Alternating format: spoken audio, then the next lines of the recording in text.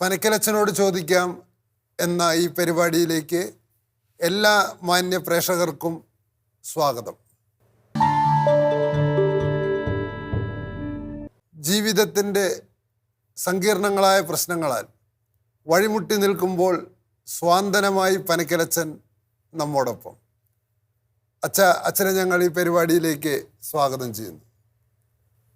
സ്നേഹമുള്ളവരെ, ഈ പരിപാടിയിൽ ഉൾപ്പെടുത്തി ചർച്ച ചെയ്യാൻ അനേകം കത്തുകൾ ഞങ്ങൾക്ക് ലഭിച്ചിട്ടുണ്ട്. അതിൽ തിരഞ്ഞെടുത്ത ഒരു കത്ത് ഇപ്പോൾ വായിച്ച് പനക്കലച്ചൻ ഉചിതമായ നിർദ്ദേശങ്ങൾ നൽകുന്നതാണ്. പ്രിയപ്പെട്ട ജോർജ് അച്ഛ, എൻ്റെ പേര് സിസിലി. വളരെ സാമ്പത്തിക ശേഷിയുള്ള കുടുംബത്തിലെ അംഗമാണ് ഞാൻ. ഭർത്താവ് ജ്വല്ലറി നടത്തുന്നു. ഞങ്ങൾക്ക് ദൈവം ദാനമായി നൽകിയ 2 പെൺമക്കളാണുള്ളത്. മൂത്ത മകൾ വിവാഹം കഴിഞ്ഞ് ഭർത്താവുമൊത്ത് ന്യൂസിലാൻഡിലാണ്. ഇളയ മകൾ ഡിഗ്രി കഴിഞ്ഞ് നിൽക്കുന്നു. അവൾക്ക് കാലിന് ഒരു ചെറിയ മുടന്തുണ്ട്. അവൾക്ക് പാടാൻ നല്ല കഴിവുണ്ട്. പള്ളിയിലെ ക്വയറിൽ അവളാണ് മുഖ്യ ഗായിക. പള്ളി ക്വയറിൽ തന്നെ പാടുന്ന ഒരു പാവപ്പെട്ട വീട്ടിലെ ചെറുപ്പക്കാരനുമായി അവൾ പ്രണയത്തിലാണെന്ന വിവരം വളരെ വൈകിയാണ് ഞങ്ങൾ അറിഞ്ഞത്. നല്ല വിദ്യാഭ്യാസമോ തൊഴിലോ ഒന്നുമില്ലാത്ത അവനെ മാത്രമേ അവൾ വിവാഹം കഴിക്കൂ എന്നാണ് പറയുന്നത്. ഞങ്ങളുടെ നിലവാരം നോക്കുമ്പോൾ ഒരിക്കലും അംഗീകരിക്കാൻ കഴിയാത്ത ബന്ധം. അവൾ പള്ളിയിൽ പോകുന്നത് പോലും എനിക്കും ഭർത്താവിനും താല്പര്യമില്ലാതായിരിക്കുന്നു. വീട്ടിലെ സമാധാനം തകർത്തിരിക്കുന്നു. എന്താണച്ചാ ഞങ്ങൾ ചെയ്യേണ്ടത്? ദൈവത്തിന് മാത്രമേ ഞങ്ങളെ രക്ഷിക്കാൻ കഴിയൂ എന്നറിയാവുന്നത് കൊണ്ടാണ് അച്ഛന് കത്തെഴുതുന്നത്. ഈ അവസ്ഥയിൽ ഞങ്ങൾ എന്ത് ചെയ്യണം? അച്ഛൻ്റെ വിലയേറിയ ഉപദേശവും പ്രാർത്ഥനയും പ്രതീക്ഷിച്ചുകൊണ്ട് സിസിലി, അങ്കമാലി. നമ്മളിപ്പോൾ വായിച്ചു കേട്ട ഈ കത്തിൽ സിസിലി എന്ന അമ്മച്ചിക്ക് 2 പെൺകുട്ടികളാണുള്ളത്. മൂത്തവരുടെ വിവാഹം എല്ലാം കഴിഞ്ഞു. ഇനി 2ാമത്തെ കുട്ടിയാണ്. അവളെ സംബന്ധിച്ച് ഈ അമ്മച്ചിയുടെ ഉള്ളിൽ ഉയർത്തിയിരിക്കുന്ന ചില ആഗ്രഹങ്ങളും താല്പര്യങ്ങളും എല്ലാം ഉണ്ട്. പക്ഷേ തൻ്റെ ഉള്ളിൽ താൻ കൊണ്ടു കിടക്കുന്ന ആഗ്രഹങ്ങളെല്ലാം ഒരു തകർന്നു പോയ ഒരവസ്ഥയിൽ നിന്നാണ് ഈ അമ്മച്ചി ഇപ്പോൾ സംസാരിക്കുന്നത്. അതെങ്ങനെ തകർന്നു എന്ന് ചോദിച്ചാൽ, സാമ്പത്തികമായിട്ട് കഴിവുള്ള ഈ കുടുംബം ഇപ്പോൾ അവരുടെ മകള് ഒരു പാവപ്പെട്ട വീട്ടിലെ കുട്ടിയെ പ്രണയിക്കുകയും അവരെ വിവാഹം കഴിക്കണമെന്ന് ശഠിക്കുകയും ചെയ്യുന്നു. ഇത് അമ്മച്ചിക്ക് ഒരിക്കലും അംഗീകരിക്കാൻ പറ്റുകയില്ല. കാരണം അമ്മച്ചിയുടെ മനസ്സ് പ്രത്യേകിച്ച് വിവാഹം എന്ന് പറയുന്നത് സമ്പത്തിനെ കേന്ദ്രമാക്കിയാണ് അമ്മച്ചി ചിന്തിക്കുന്നത്. അപ്പോൾ സാമ്പത്തികമായിട്ട് വളരെ പിന്നോക്കം നിൽക്കുന്ന ഒരു ചെറുക്കനെ മരുമകനായിട്ട് സ്വീകരിക്കുവാൻ ഒരിക്കലും അമ്മച്ചിക്ക് താല്പര്യമില്ല. അത് വലിയൊരു വേദനയായിട്ടാണ് അമ്മച്ചി കരുതുന്നത്. അതിന് ഫലമായിട്ടാണ് അമ്മച്ചിക്ക് സമാധാനം വരെ നഷ്ടപ്പെട്ടിരിക്കുന്നത്.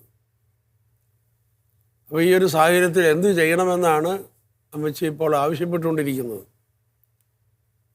നമ്മുടെ ജീവിതത്തിലുണ്ടാകുന്ന ഏത് പ്രതിസന്ധിയും നമ്മളെ തന്നെ തിരുത്തുവാൻ ദൈവം അനുവദിക്കുന്ന ഒരു സാഹചര്യം കൂടിയാണ്. അപ്പോൾ ദൈവം ഇങ്ങനെ ഒരു സാഹചര്യത്തിലൂടെ എന്താണ് ഈ അമ്മച്ചിയെ തിരുത്താൻ ആഗ്രഹിക്കുന്നത്? അപ്പോൾ അമ്മച്ചിയുടെ വളരെ പ്രധാനപ്പെട്ട ഒരു തെറ്റായ കാഴ്ചപ്പാട് അത് മാറ്റിക്കളഞ്ഞേ പറ്റുള്ളൂ. ഞാൻ അച്ഛൻ പറഞ്ഞൊരു ഈ വാചകം ഒന്ന് ആവർത്തിക്കാൻ ആഗ്രഹിക്കുന്നു. അതായത് ഏത് പ്രതിസന്ധിയും ദൈവം അനുവദിക്കുന്നത് നമുക്ക് സ്വയം തിരുത്താനായിട്ടുള്ള ഒരു അവസരം നൽകുന്നതാണെന്ന്. അത് ഊന്നി പറയേണ്ട കാര്യം ഇതുകൊണ്ടാണ് ഞാൻ പറഞ്ഞത്. നമ്മളപ്പം ചോദിക്കണം, ദൈവമേ ഞാൻ എന്താണ് മാറ്റാണ് വരുത്തേണ്ടത്.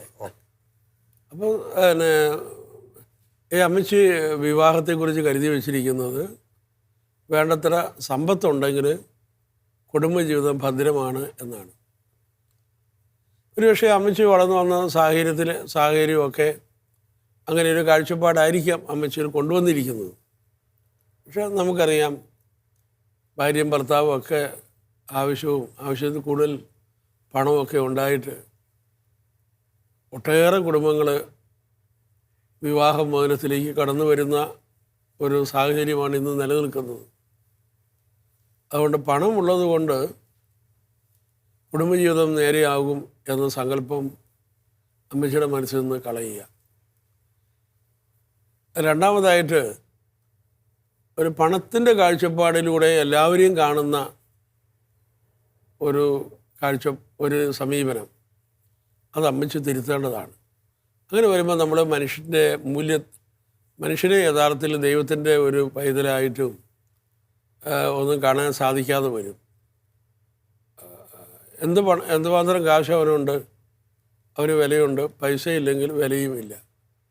അത് ആ കാഴ്ചപ്പാട് സ്നേഹത്തിന് വിരുദ്ധമായ കാഴ്ചപ്പാടാണ്. പണമുണ്ടെങ്കിൽ നമ്മളവനെ റെസ്പെക്റ്റ് ചെയ്യും, പണമില്ലെങ്കിൽ നമ്മൾ അവനെ ഒന്നിനും കൊള്ളിയല്ലാത്ത മനുഷ്യനായി ചിത്രീകരിക്കും. അതുകൊണ്ട് പണവും ജോലിയും ഇത്തരം കാര്യങ്ങളിലാണ് ഈ അമ്മച്ചി വ്യക്തികളെ കാണുന്നത് എങ്കിൽ അമ്മച്ചിയുടെ ഉള്ളിൽ സ്നേഹത്തിൻ്റെ വളർച്ച ഉണ്ടാകുകയില്ല. അല്ല, വിശുദ്ധ യാക്കോബ് കൃത്യമായിട്ട് പറയുന്നുണ്ട്, ഒരു ധനവാൻ നിങ്ങളുടെ അടുത്തേക്ക് വരുമ്പോൾ അവനെ നിങ്ങൾ ബഹുമാനിക്കുകയും ഒരു ദരിദ്രൻ നിങ്ങളുടെ അടുത്തേക്ക് വരുമ്പോൾ അവനെ മൈൻഡ് ചെയ്യാതിരിക്കുകയും ചെയ്യുകയാണെങ്കിൽ നിങ്ങൾ ക്രിസ്തുവിൻ്റെ അനുയായികളല്ല എന്ന രീതിയിൽ പറയുന്നുണ്ട്. അപ്പോൾ സ്നേഹത്തിനെതിരായ ചിന്ത ഉള്ളിലിരുന്നാൽ അത് കാരണം എല്ലാ പ്രമാണങ്ങളും സ്നേഹത്തിൽ അധിഷ്ഠിതമാണ്. അപ്പോൾ സ്നേഹത്തിനെതിരായ ഒരു ചിന്ത ഉള്ളിലിരിക്കുമ്പോൾ സത്യത്തിൽ തിന്മയിലാണ് ജീവിക്കുന്നത്. തിന്മയിലിരിക്കുന്ന ഒരാൾക്ക് ദൈവത്തിൻ്റെ ഹിതം മനസ്സിലാക്കാനുള്ള കഴിവുണ്ടായില്ല. അപ്പോൾ തിന്മ മാറ്റിക്കളയുക, സ്നേഹത്തിനെതിരായ ചിന്ത തലയിൽ നിന്ന് ദൂരെ എറിയുക. തനിയുമല്ല, ഈ അമ്മച്ചിയുടെ ഈ കാഴ്ചപ്പാട് മകളുടെ മുമ്പിൽ അവതരിപ്പിച്ചാൽ അത് ഒരിക്കലും മകളുടെ ഉള്ളിലേക്ക് കയറുകയില്ല. അമ്മച്ചി ചിന്തിക്കുന്നത് ഇവന് ഇപ്പോൾ ജോലിയില്ല, പണമില്ല, അപ്പോൾ ഇവൻ എങ്ങനെ ജീവിക്കും എന്നാണ് അമ്മച്ചി കൊണ്ടുവരുന്ന ചോദ്യം. പക്ഷേ സ്നേഹത്തിലും പ്രണയത്തിലുമൊക്കെ വരുന്ന പെൺകുട്ടികൾ, ആൺകുട്ടിയൊക്കെ ഇത്തരം കാര്യങ്ങൾക്ക് പ്രാധാന്യം കൊടുക്കാറില്ല. അവർ പണമില്ലെന്ന് പറഞ്ഞാലും ഞങ്ങളെങ്ങനെയെങ്കിലും ജീവിച്ചോളാം. അതിൻ്റെ പേരിൽ അവരുടെ പ്രണയത്തെ പൊളിക്കുവാൻ അത്തരം ചിന്തകൾക്ക് ഒരിക്കലും സാധ്യമല്ല. ഉപദേശിച്ച് അങ്ങനെ പറഞ്ഞിട്ട് ഉപദേശിച്ച് മാറ്റാൻ പറ്റില്ല. അപ്പോൾ ഈ ചിന്ത ഒരിക്കലും ഈ ചിന്തയുമായി അമ്മച്ചി മകളെ സമീപിക്കരുത്. മകളെ സമീപിച്ചതുകൊണ്ട് പ്രയോജനമില്ല. അപ്പോൾ ഉടനെ തന്നെ മകളുടെ ഭാഗത്തു നിന്നും അമ്മച്ചിയുടെ ഈ സംസാരത്തിന് അവൾ കൊടുക്കുന്ന മറുപടി, അമ്മയ്ക്ക് കാശുള്ളവരെയാണ് താല്പര്യം, അല്ലാതെ അമ്മച്ചി മനുഷ്യരെ സ്നേഹിക്കുന്നില്ല. അമ്മച്ചിയുടെ ആ പ്രൗഢി നിലനിർത്താനുള്ള ശ്രമമാണ്, അല്ലാതെ എന്നോടുള്ള സ്നേഹം കൊണ്ടല്ല. അപ്പോൾ അമ്മച്ചിക്ക് എന്നോട് സ്നേഹമില്ല, അമ്മച്ചിക്ക് വാസ്തവത്തിൽ പ്രൗഢി നിലനിർത്തണം. നമ്മുടെ അങ്ങനെയുള്ള ഒരു ഇതാണ്. ആ ഒരു പ്രൗഢിയോട് ഇവൾക്ക് താല്പര്യമില്ല. സമ്പത്തിന്റെ പേരിൽ മകളെ സമീപിച്ചാൽ മകള് പറയാൻ തുടങ്ങും, അമ്മയ്ക്ക് യഥാർത്ഥത്തിൽ എന്നെ സ്നേഹമില്ല എന്ന് പറയാൻ തുടങ്ങും. സ്നേഹമില്ലെന്ന് പറയും. കാരണം അമ്മയുടെ ലക്ഷ്യം നടപ്പിലാക്കാൻ വേണ്ടിയിട്ട് മാത്രമാണ് എന്നെ ഒരു കല്യാണം കഴിക്കണം ഒരാളെ അന്വേഷിച്ചുകൊണ്ടിരിക്കുന്നത്. ഇപ്പം സമൂഹത്തിൽ പണമുണ്ടാക്കിയ ഒരു അന്തസ്സ്, ആ അന്തസ്സിനാണ് പ്രാധാന്യം കൊടുക്കുന്നത്. അതല്ലാതെ എനിക്ക് സ്നേഹമുള്ള ഒരുത്തനെ കിട്ടണമെന്നോ അത് അമ്മയ്ക്ക് ആഗ്രഹം. അങ്ങനെ ഞങ്ങളുടെ സ്നേഹത്തോടുകൂടിയുള്ള ഒരു ജീവിതത്തെക്കുറിച്ച് ഉള്ള യഥാർത്ഥമായ ഒരു ബോധം അമ്മച്ചിയുടെ ഉള്ളിലില്ലാത്തത് കൊണ്ട് അമ്മച്ചിയുടെ ഉപദേശം ഈ മകളുടെ ഉള്ളിൽ പ്രവേശിക്കുകയില്ല. അപ്പോൾ ഇവിടെ ഏറ്റവും പ്രധാനപ്പെട്ട കാര്യം, ഇപ്പോൾ മകളുമായി ഒരു അഭിപ്രായ വ്യത്യാസത്തിൽ വന്നു നിൽക്കുന്നു. അമ്മച്ചി മകളെ ഉപദേശിച്ചുകൊണ്ടിരിക്കുന്നു. ഈ ഉപദേശങ്ങളൊന്നും മകളുടെ ഉള്ളിൽ യാതൊരു ഫലവും സൃഷ്ടിക്കുന്നില്ല. അപ്പം അമ്മച്ചി പ്രധാനമായും ചെയ്യേണ്ടത്, വിവാഹ ജീവിതത്തിൽ ദൈവമാണ് ജീവിത പങ്കാളിയെ നൽകുന്നത്. ആ ദൈവം നൽകുന്ന ജീവിത പങ്കാളിയെ ദൈവം പയ്യെ ഓരോ സാഹചര്യത്തിലൂടെ വെളിപ്പെടുത്തി കൊടുക്കുന്നു. ചില സാഹചര്യത്തിലൂടെ തന്നെ അവരെ തമ്മിൽ യോജിപ്പിക്കുന്നു. അപ്പം ദൈവത്തിൻ്റെ ഒരു പ്രവർത്തനം അതിന് പിന്നിലുണ്ട്. അപ്പോൾ അതുകൊണ്ട് ആ ദൈവത്തിൻ്റെ പ്രവർത്തനം, ശരിയായ പ്രവർത്തനം ഈ മനസ്സിലാക്കാൻ ഈ അമ്മച്ചിക്ക് സാധിച്ചാൽ മാത്രമേ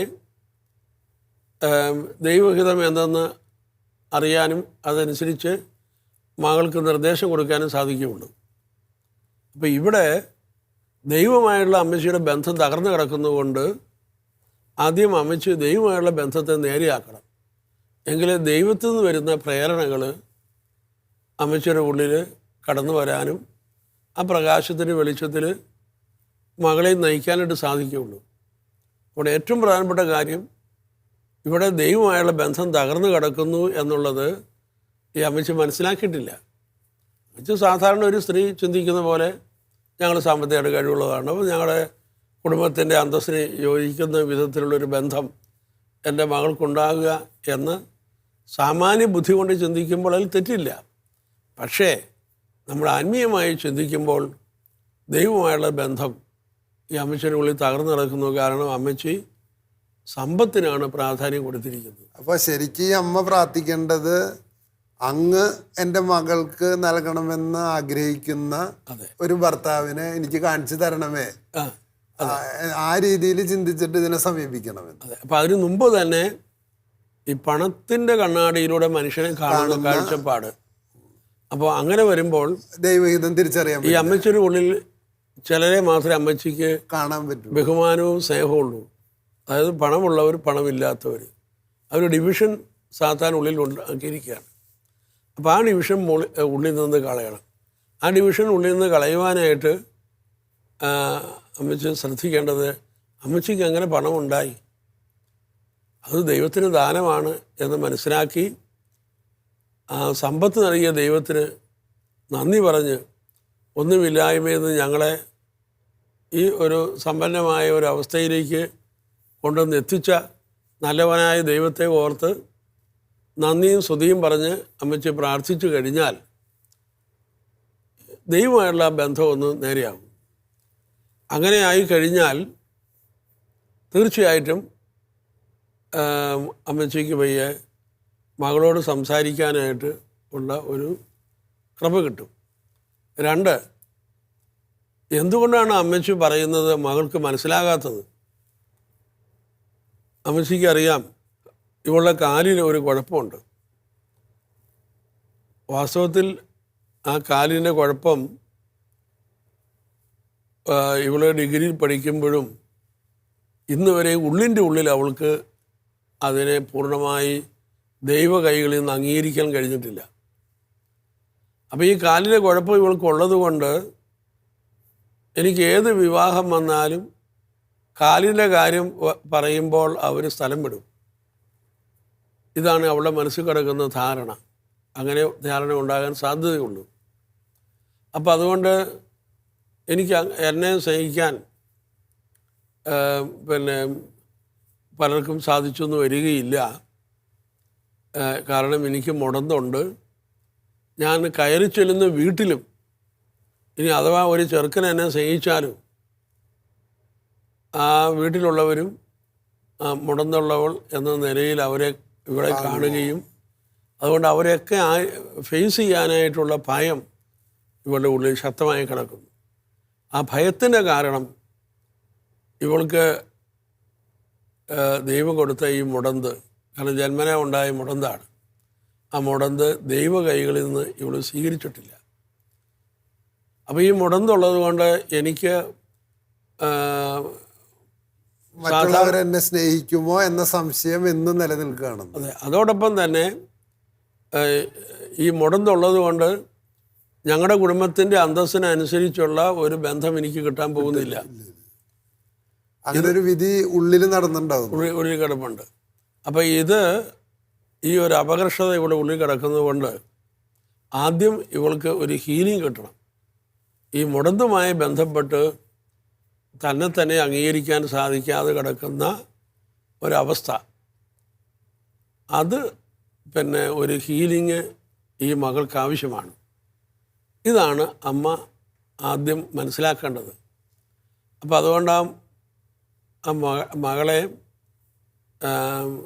തൻ്റെ കുറവുകൾ അംഗീകരിച്ച്, അത് ദൈവ കൈകളിൽ നിന്ന് അത് അംഗീകരിച്ച് ദൈവത്തെ സ്തുതിച്ച്, ദൈവം അങ്ങനെ ഒരു ന്യൂനത അനുവദിക്കുമ്പോൾ ആ ന്യൂനതയ്ക്ക് അനുസരിച്ച് ദൈവത്തിൻ്റെ കൃപയും ഈ മകൾക്ക് ലഭിക്കും. 2 കൊരിന്ത്യർ 12:9 ബലഹീനതയിലാണ് ദൈവത്തിൻ്റെ ശക്തി പ്രകടമാകുന്നത്. അതുകൊണ്ട് എന്തെങ്കിലും ഒരു കുറവുണ്ടെങ്കിൽ ആ കുറവ് ദൈവത്തിൻ്റെ കൃപ സ്വീകരിക്കുവാനുള്ള ഒരു വലിയ വിളിയാണ് എന്ന് മനസ്സിലാക്കി ദൈവത്തെ സ്തുതിച്ച് അവളെ തന്നെ അംഗീകരിച്ച് കഴിയുമ്പോൾ മാത്രമാണ് അവൾക്ക് ഒരു വ്യക്തി എന്ന നിലയിൽ നിന്നുകൊണ്ട് തീരുമാനങ്ങൾ എടുക്കാൻ സാധിക്കുകയുള്ളൂ. ഇപ്പോൾ ഇവളുടെ മുടന്തുകാലിൻ്റെ അടിസ്ഥാനത്തിൽ നിന്നുകൊണ്ടാണ്, അപകർഷതയിൽ നിന്നുകൊണ്ടാണ് ഇവിടെ തീരുമാനം എടുക്കുന്നത്. എന്ന് വെച്ചാൽ ശരീരത്തിന് മാത്രമല്ല മുടന്ത്, മനസ്സിൻ്റെ ഉള്ളിലൊരു മുടന്ത് വരുന്നത്. അതെ അതെ. ഓക്കെ. അപ്പോൾ അതുകൊണ്ട് ഇവൾക്ക് നല്ലൊരു ഹീലിംഗ് ആണ് ആദ്യം അമ്മ ആൾക്ക് കിട്ടേണ്ടത്. അതായത് നമ്മുടെ ശാരീരിക വൈകല്യങ്ങളൊന്നും മനുഷ്യൻ എന്നുള്ള നമ്മുടെ അവസ്ഥയ്ക്കുടെ ഒരു കുറവല്ല. അപ്പോൾ അതുകൊണ്ട് പിന്നെ ഇവളുടെ ഈ കുറവുകൾ അംഗീകരിച്ച് ഇവളെ സ്നേഹിക്കാൻ പറ്റിയ ഒരാളെ ദൈവം അപ്പുറത്ത് കണ്ടുവച്ചിട്ടുണ്ട്. അപ്പം അതുകൊണ്ട് നീ കുറവിൻ്റെ അടിസ്ഥാനത്തിൽ എനിക്ക് ചട്ടമുള്ളത് കൊണ്ട് ഞാൻ തന്നെ ആരെങ്കിലും കണ്ടുപിടിച്ചു കൊള്ളാം, ആ ഒരു മനസ്സ്, ആ ഒരു ചിന്തകളും മാറ്റിക്കളഞ്ഞിട്ട്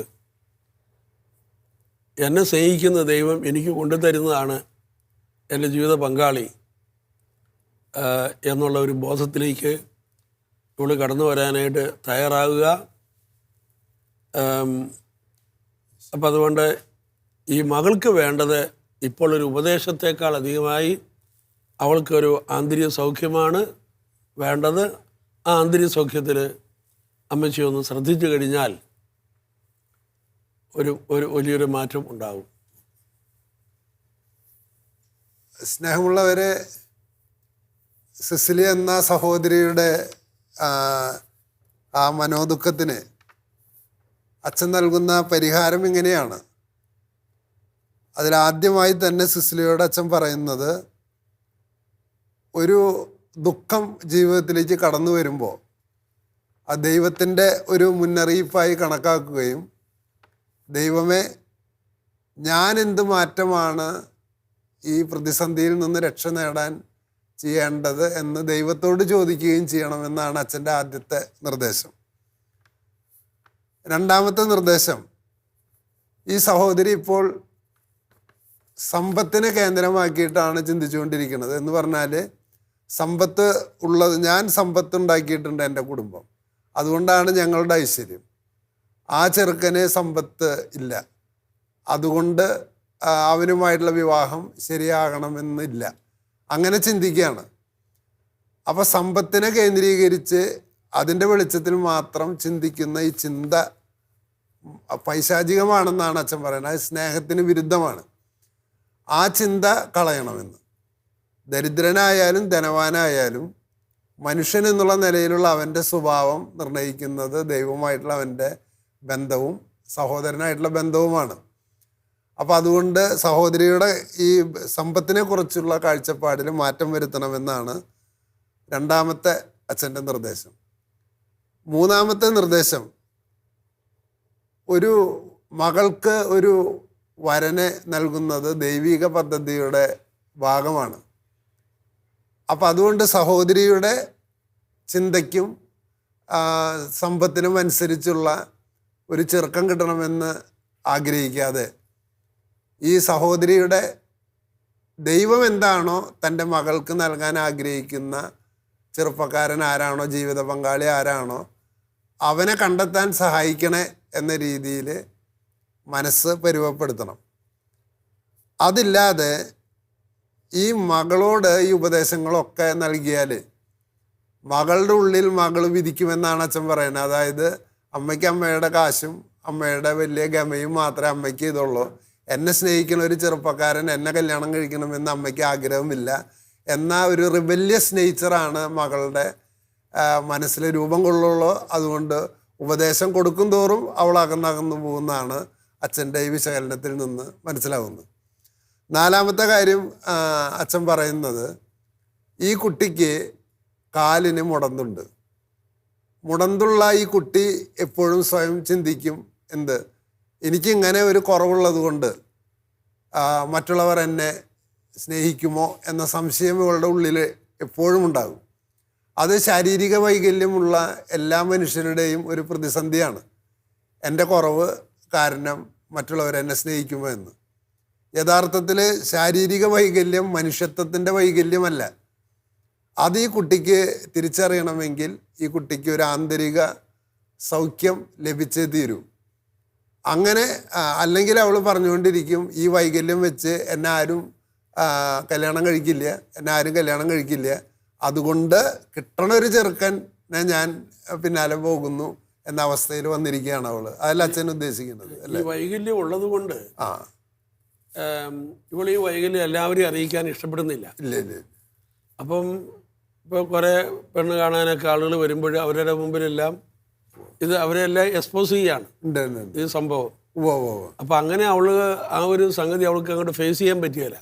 അതായത് കല്യാണം ആലോചിക്കുമ്പോൾ തന്നെ പറയുന്നുണ്ടാവും ഇവൾക്ക് മുടന്തുണ്ട് കേട്ടോ. അതെ. അപ്പം പലരും വരുന്നു, അവരൊക്കെ ഇത് അറിയുന്നു. അങ്ങനെ അവളെക്കുറിച്ച് ഇങ്ങനെ ഈ രീതിയിൽ കാണാനും ചിന്തിക്കാനും മറ്റുള്ളവരെ ഇടയാക്കുന്ന അവൾക്ക് ഇഷ്ടമില്ല. അതുകൊണ്ട് അവള് ഈ പറഞ്ഞ പെണ്ണ് കാണൽ പരിപാടികളൊക്കെ അവൾ ഒഴിവാക്കി അവൾ ഒരാളെ കണ്ടുവച്ചിരിക്കുകയാണ്. അങ്ങനെ അവളൊരു അവളിലേക്ക് തന്നെ ചുരുങ്ങിയിരിക്കുന്ന ഒരവസ്ഥയാണത്. അതുകൊണ്ട് അവളുടെ തീരുമാനം ശരിയാണെന്ന് നമ്മൾ പറയുന്നില്ല, പക്ഷേ അവൾക്കൊരു സൗഖ്യം ആവശ്യമാണ്. ആ സൗഖ്യം കിട്ടിയാലാണ് അവൾ ശരിയായ തീരുമാനത്തിലേക്ക് വരുള്ളൂ. അപ്പം അച്ഛാ, നമുക്ക് ഒരു ഈ അമ്മയ്ക്ക് വേണ്ടിയും ഇതുപോലെ സമാന ദുഃഖത്തിലുള്ളവർക്ക് വേണ്ടിയും ദൈവം ആഗ്രഹിക്കുന്ന വിധത്തിൽ ജീവിതം മുന്നോട്ട് പോകാൻ വേണ്ടി പ്രാർത്ഥിക്കാം.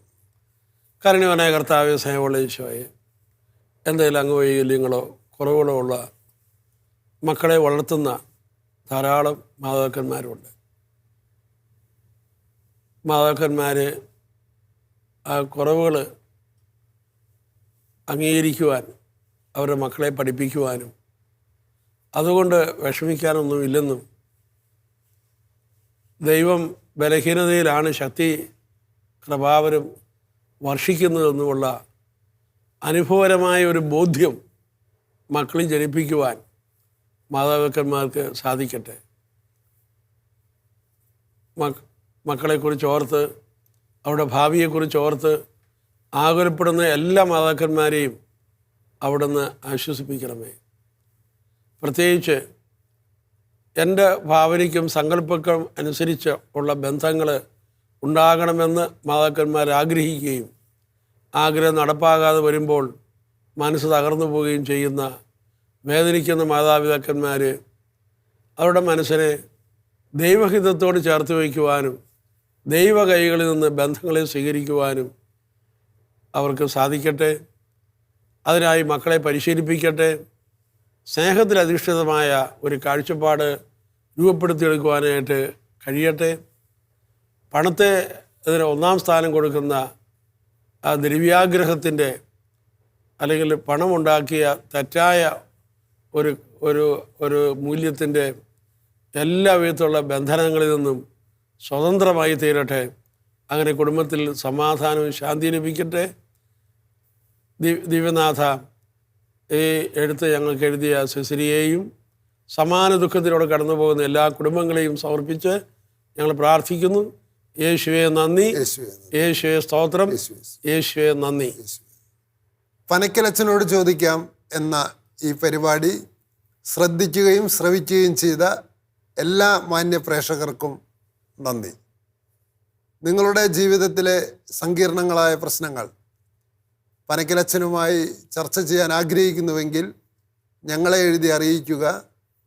ഉചിതമായ സമയത്ത് പനക്കലച്ചൻ ഈ കത്ത് തിരഞ്ഞെടുത്ത് ചർച്ച ചെയ്ത് നിർദ്ദേശങ്ങൾ നൽകുന്നതായിരിക്കും. അടുത്ത എപ്പിസോഡ് വരുന്നതുവരെ പ്രാർത്ഥനാപൂർവം നമുക്ക് കാത്തിരിക്കാം. Praise the Lord.